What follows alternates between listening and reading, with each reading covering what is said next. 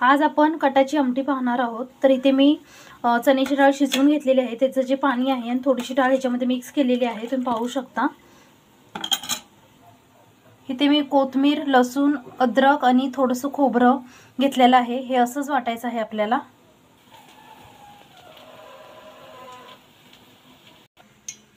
तेल गरम झालेलं आहे, त्याच्यामध्ये आपण 1 चमचा जिरे टाकूया।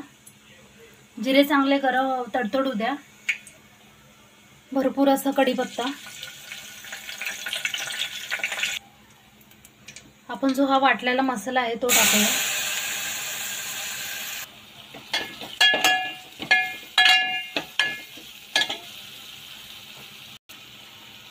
एक चमचा तिखट मसाला, चवीनुसार मीठ,